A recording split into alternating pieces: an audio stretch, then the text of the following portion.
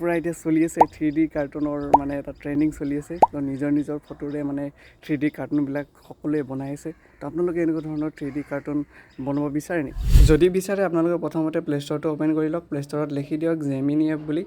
আৰু অলৰেডি মোৰ তাতে ডাউনলোড আছে এইটো হ'ল জেমিনি এপ তো আপোনালোকে ডাউনলোড কৰি ল'ব আৰু তাৰে পিছত ইয়াতে এটা প্লাছ আইকন আছে প্লাছ আইকনত আপোনালোকে ক্লিক কৰক তাৰপিছত আপুনি গেলাৰী অপশ্যনটো চইচ কৰক আৰু আপোনালোকৰ ভাল লগা ফটো এখন চইচ কৰি আপলোড কৰি দিয়ক তাৰপিছত আপোনালোকে মই এটা কোড দিম সেই কোডটো আপোনালোকে ইয়াতে পেষ্ট কৰি দিব তাৰে পিছত অলপ সময় ৰৈ দিব তাৰে পিছত পুৰা একদম আপোনালোকৰ 3D কাৰ্টুন ৰেডি হৈ যাব আৰু কোডটোত আপোনালোকে দেখা পাইছে নিতুমণি বুলি লিখা আছে তো আপোনালোকে তাতে আপোনালোকৰ নিজৰ নামটো বহাই দিব তাৰপিছত অলপ সময় ৰৈ দিয়াৰ পিছতে আপোনালোকৰ 3D কাৰ্টুনটো পুৰা ৰেডি হৈ যাব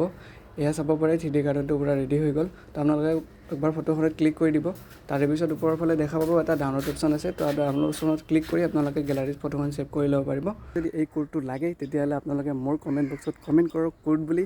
আৰু মই আপোনালোকক ডাইৰেক্টলি কোডটো পঠাই দিম আৰু কাৰ্টুন ইমেজটো বনাওক আৰু ট্ৰেণ্ডটো ফ'ল' কৰক